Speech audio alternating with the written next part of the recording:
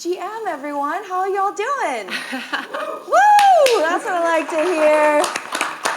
Yeah, we need some energy. We need some energy, guys. This is like, we're at the tail end. It's a Saturday. Hope everyone's got some exciting plans tonight. Some people did the fitness activation. Ooh, there we go. We have Luki coming in straight from fitness, so she's really activated, huh? Yes, my heart rate's still up. I still feel like a little butterflies in my stomach, but it's all right. Perfect.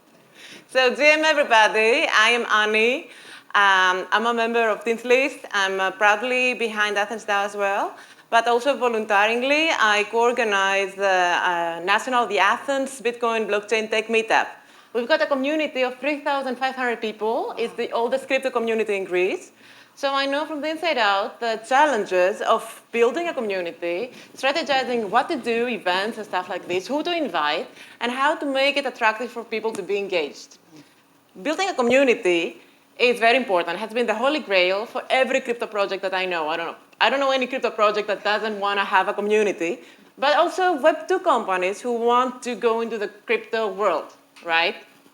So this and other topics, as well as how to build a career through a community, we're going to discuss with these three amazing people I have here with me.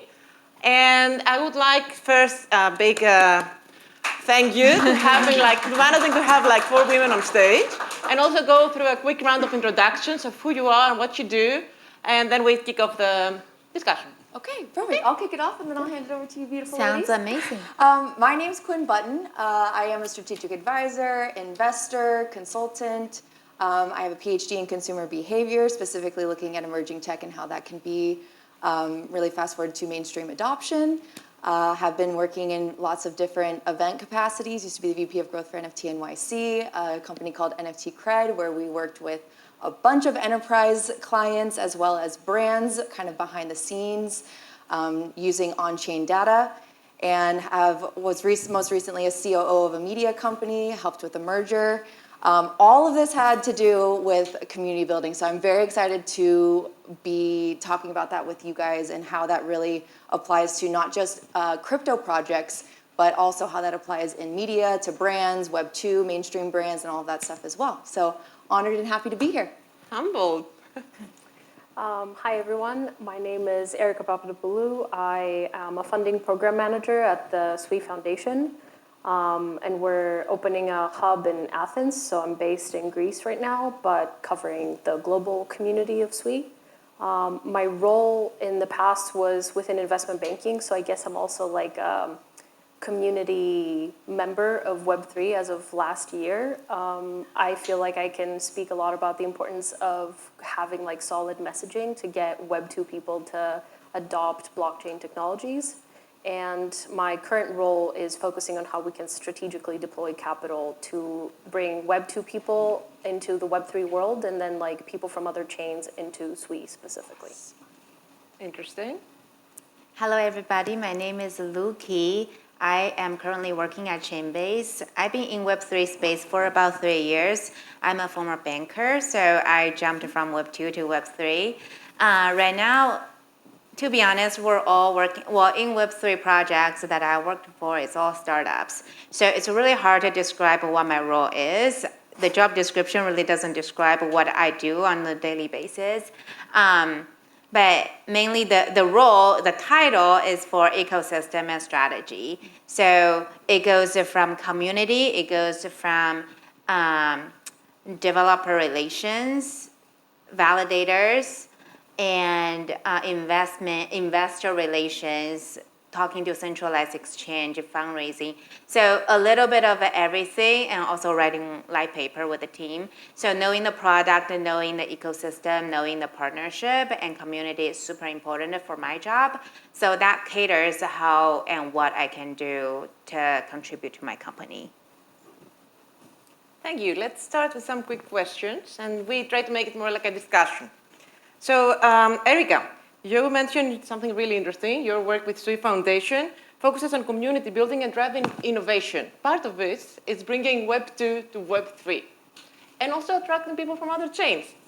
How does this work out for you guys? Yeah, so I think for us and for Miston Labs, which is the company SWE, the big bet of the blockchain space is not necessarily making the best chain and proving to people that are already within the space that your chain is the best chain. It's bringing people that are not at all part of the Web3 space into the Web3 space. And the challenge that we've identified is that a lot of people that are in the Web2 world, when they hear blockchain, there's sort of like a block. You know, they stop being able to understand it, or they feel confused about how they can measure its value, or how they can understand how like daily products and transactions that they do will change if they put them in the Web3 world.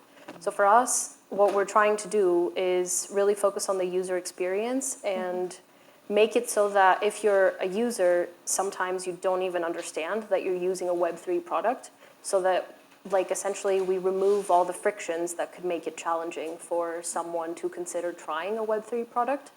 But while at the same time, while doing that, we're also trying to show developers that by implementing their product on Sui, they can achieve like scalability and latency that's maybe not available to other chains.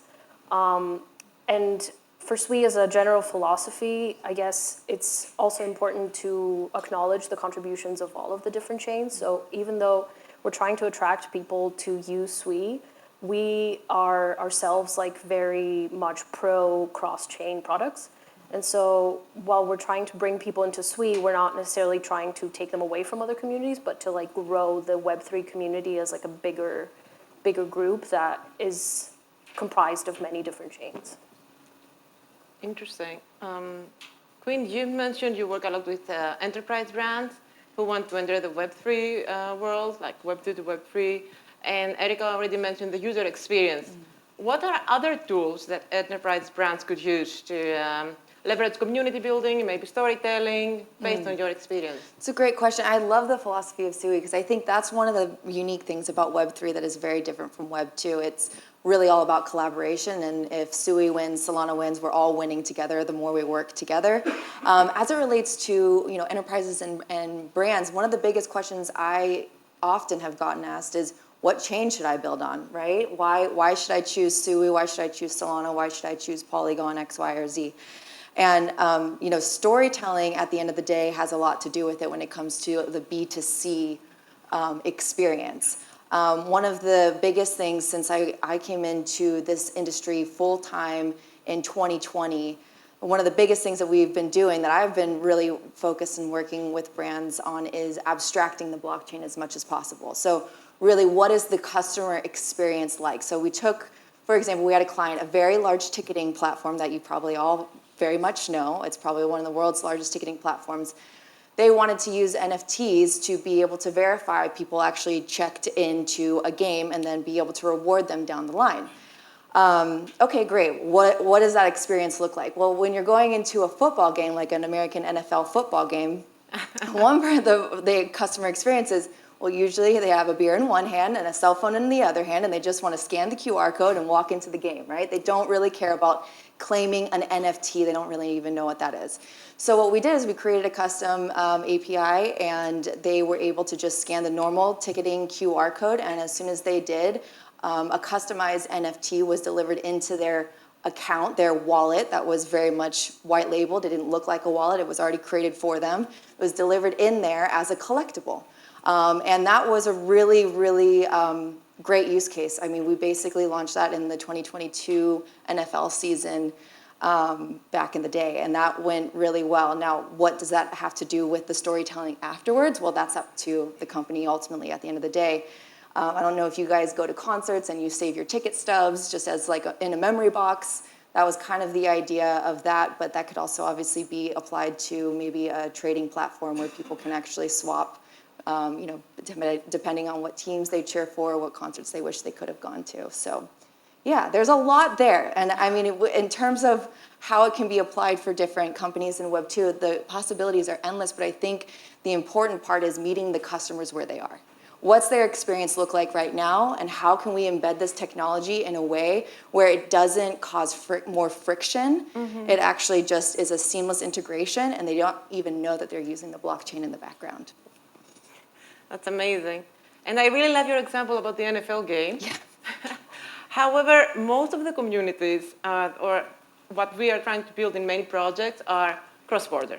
So I want to ask Luki, since you mentioned you have a very dynamic day-to-day, and you're also strategy and ecosystem in chain-based. So what are the, according to your experience, what are the key ways to go and build a cross-border, international, global community? Yeah, that's a really good question. I think just from the two panelists, you guys have talked about the collaboration, right? It shouldn't matter which chain you're building. It matters if we can actually partner up and collaborate. So that is the key point of a chain base. At the very beginning, we're a SaaS project. So it's very centralized. We have our machine running, getting all those blockchain data and serve our customers. Very straightforward, getting subscription. And then after that, it just becomes very heavy for the team to maintain all those technology, making sure the latency is there performing and stuff like that. So it became much more and more difficult. Everyone's working long hours. So we got advised, hey, what about we open source certain part of those code so that we can actually invite developers to contribute their code to our repo. So we started to do that, experimented, and that was very well received. We got much more developers coming to the Discord asking questions, but that was just an experiment at the beginning because we didn't open source the whole thing. And then we're like, oh yeah, maybe we can have a community call talking about let's code together, let's get some feedback. So we started to have like a little bit more experiment to understand where the developers are. So because my team is based in Singapore, and there are people who are from South Asia, there are people from Japan, China, and it's very South Asia centralized. And we got developers from India, but it's very South Asian. And then we started to think, okay, let's expand the community, let's have some ambassadors. So at the time, we already built a community of developers who are contributing to the code base.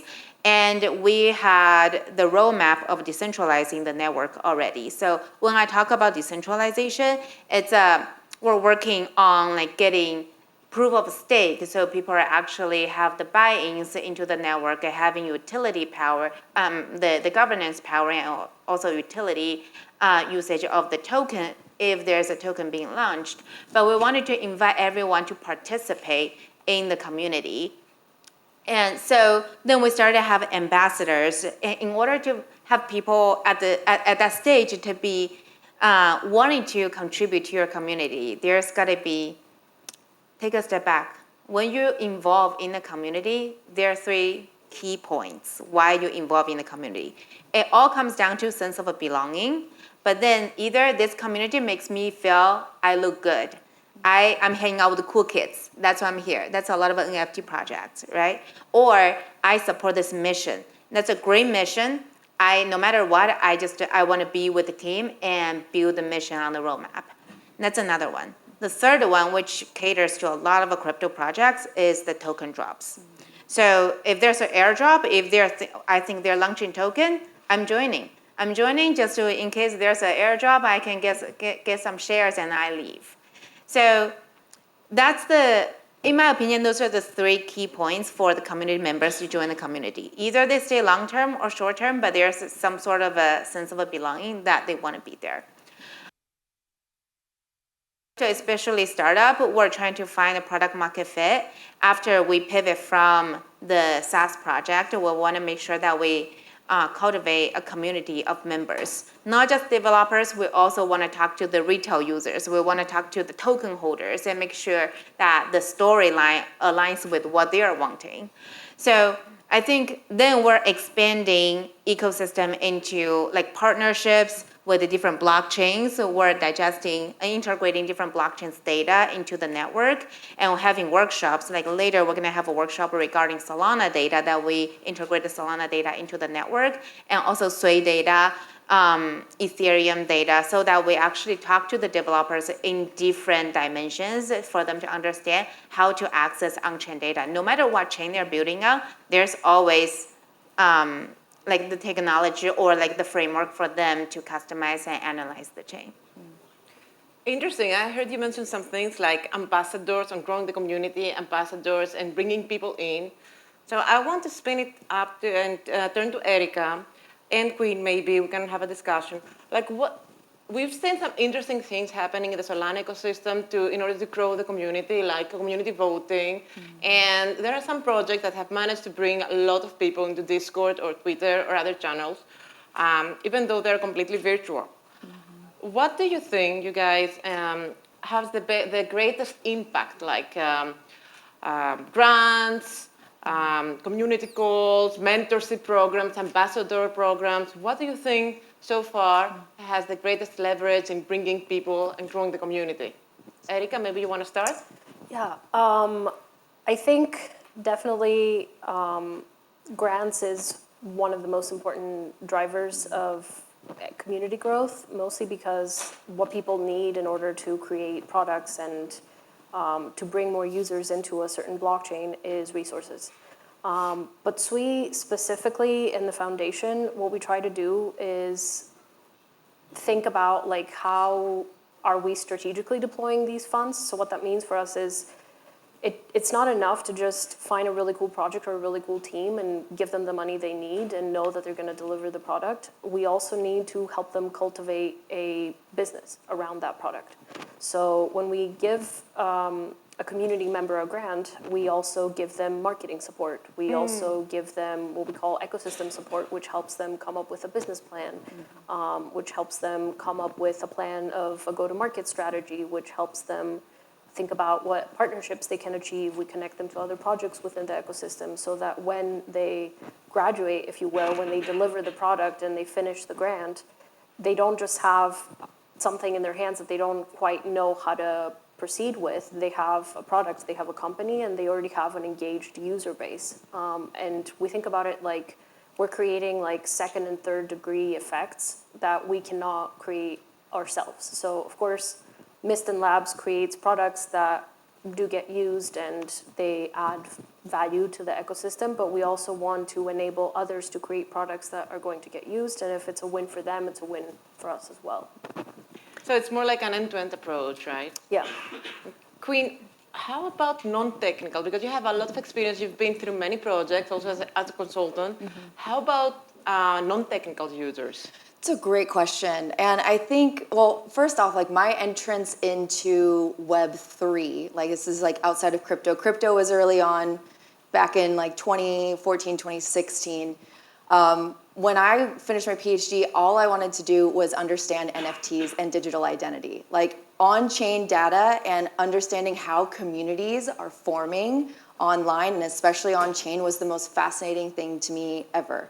And it continues on even to this day. So for a non-technical user, this is like back in 2021 and 2022, if any of you guys were in the NFT game, you guys remember digital identity was huge, right? It was all about the PFPs, these cartoons that represented you, but it wasn't just representing you, it was representing the community or the communities that you belong to. Yes. And that was a really huge unlock, especially from a consumer behavior standpoint, because to me, you're really now saying, I am loyal to identify myself with this group, this entity. This can also be applied to this brand, right?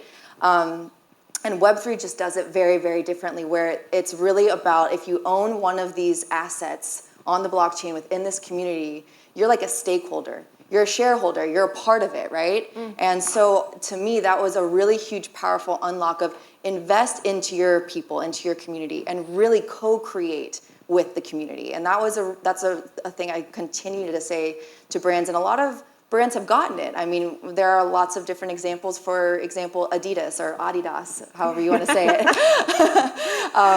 They, their first entrance into Web3, they partnered with some amazing Web3-centric communities. And so it wasn't about Adidas saying, hey, we're here, we're a big brand, you should pay attention to us. It was what communities are aligned with what we're all about. We're about the anti-status quo, right? We're about street culture. We're really trying to find the early adopters.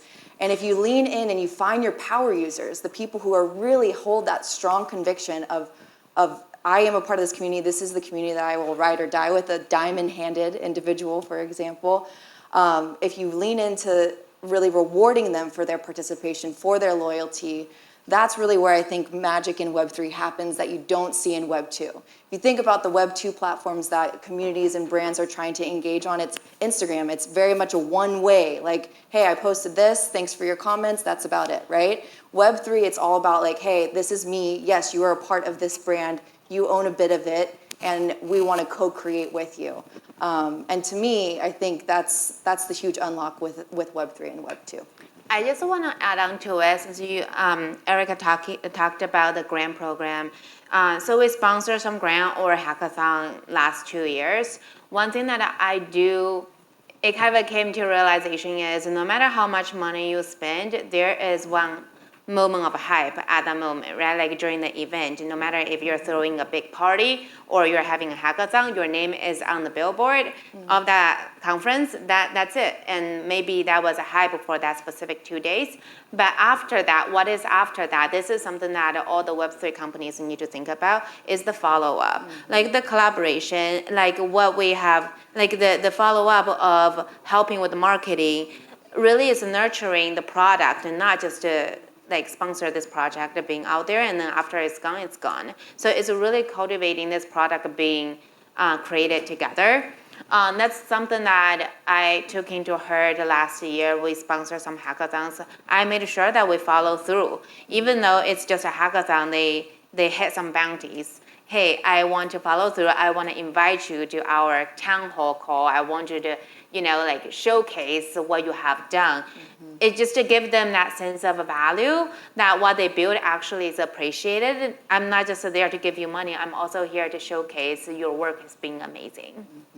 And it's also now much easier since we are in a rising market. So people tend to be more connected. People tend to show up more and more.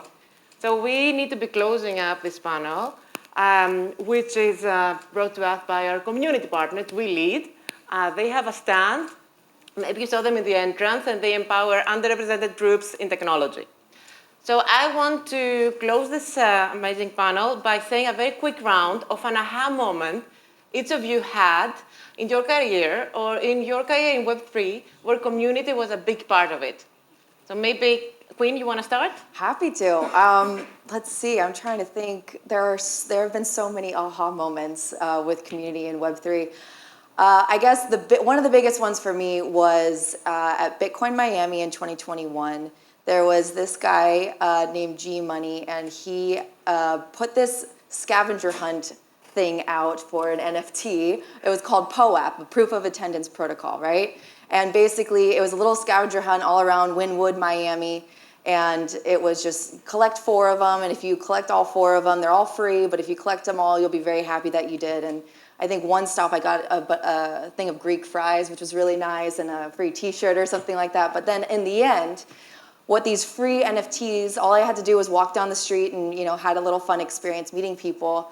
What I ended up finding out a few months later was that I was then airdropped a very exclusive membership to his community called Admit One. Oh, wow. And that opened up that has been the one community that opened up so many doors for me, my husband, and lots of different experiences that connected us with communities in art, communities in sports, communities all over the world. Like, it really has, to me, the connection of just participation and then being included in a community and how communities can then help you expand and network into other communities. I've never experienced anything like that in my entire life, and that was a huge unlock for me with Web3. Erica, want to share yours? Yeah, I guess mine also connects to one of the things that you said before. For us, like a big part of building community has been thinking about like consumer loyalty programs. We think that that's very important because then we also help other brands build community beyond just like the blockchain world. And of course, like a big issue with that is like, how can you reward consumer activity? We have been working with a specific partner that we funded. It's called Arden Labs, and they created a loyalty program that they did with Major League Soccer that's actually very similar to the NFL program that you said. They recently got acquired by a different company called Listener, where they're able to use like the sound that's received by your phone to understand different events that you attend or different stores that you go into and reward you without you even like doing anything.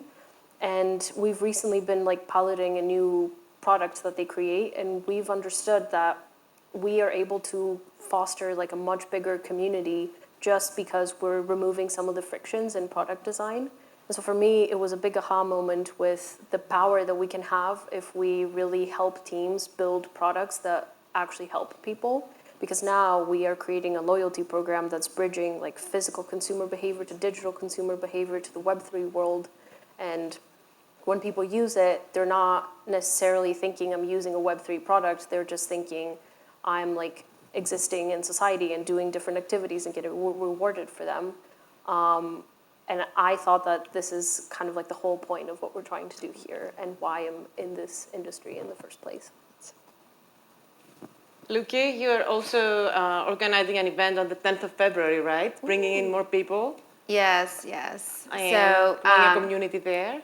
Yes. So I thought we were talking to aha moments, yeah. but it's okay. Yeah, It's my aha moment. I have a lot of them. I don't want to take away your aha moment. Sorry for that.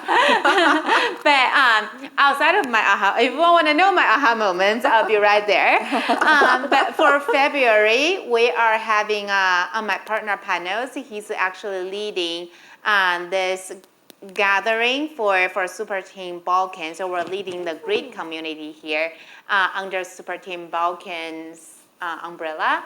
So it's going to be intimate. It's going to be close group of friends. You guys are all invited if you are able to come, and that's going to be on February 10th. So we're still finalizing the location, the fabrication of the event, but most likely we're going to be providing some courses, understanding what Web3 is, understand what wallet is. So it's going to be very beginner-friendly event so that we open it to everybody and making that more of a beginner-friendly, intimate event for all of us, and not very, we just want to thank Super Team Balkan for supporting this. One of their team members, their core team members are going to be there to support, to give the courses as well. So we're very excited to invite all of you. We have the flyers up on that little table over there. So I'll be over there if you have any questions about the event and my aha moments. Yay! I want to hear the aha moment. Thank you. And there you go. With this event, you have a continuous flow of events here happening in Athens, building the community. That's right. We're hoping to make it good and make it happen every month. So please come. So thank you, everybody. Thank you.